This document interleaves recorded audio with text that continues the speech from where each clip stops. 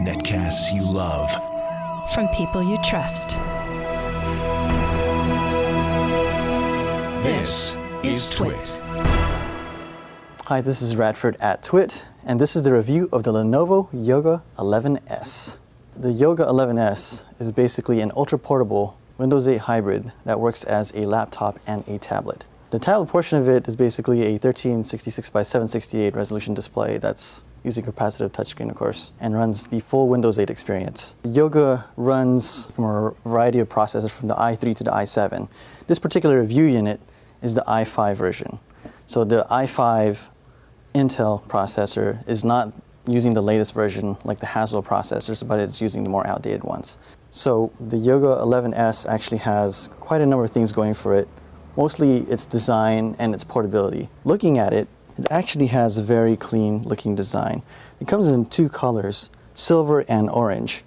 This one actually has some really nice slots in it. It has an SD card slot, which can take about a variety of things, and it has your USB port, as well as a nice little power adapter that actually flips, kind of a la Apple. Then you have on this side here an HDMI port, an extra USB port, and your typical headphone jack. This one is actually a USB 3 port, but for the most part, it's the same thing you would expect from other ultra portables. It has a pretty clean keyboard that's very similar to what we're seeing on today's laptops, and it has your trackpad. Now, of course, you have touchscreen and the trackpad, so you can actually control what you would typically control with a regular laptop, and you can touch the screen. When you touch the screen, it actually stops your mouse for a moment, but you can still do the controls from your trackpad. So other than that, it's not too shabby.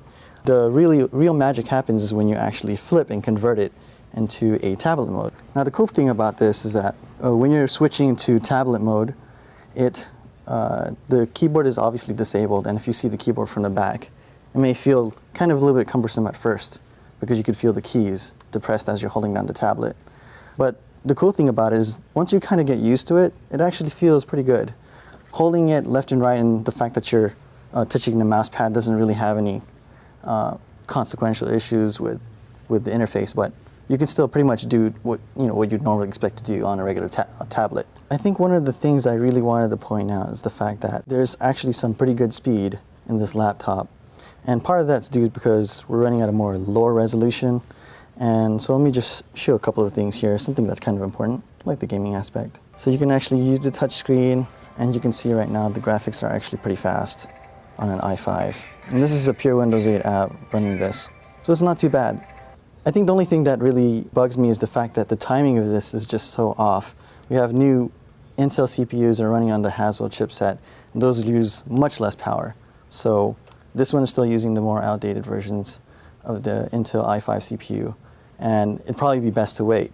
The other thing too is that Windows 8.1 is around the corner, and so if you want to take advantage of that nice little start button, you're going to have to wait just a little bit more. So for the pros, I give it a beautiful design. It has a nice keyboard, it's easy to convert, and it has a variety of use cases. For instance, you can actually flip the tablet into a standing mode, so it works. So if you're cooking in the kitchen or whatnot, you can actually do that. It's also pretty durable. It's light on the hands, even when it's in tablet mode, so it's not so bad. It has some pretty good speed, and it's running full Windows 8, so that's the other big advantage. It's not running RT from its older cousin.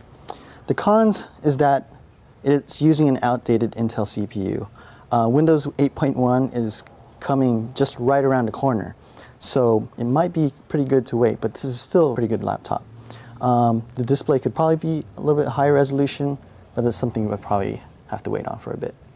So the final verdict, I'd give this pretty much a try. It's just almost there. It's almost there from being a buy, but if you go probably wait a little bit more, the prices might just come down, and you're probably looking at a laptop that's definitely usable in the near future. So again, this is Radford at Twit, and this is the review of the Lenovo Yoga 11S.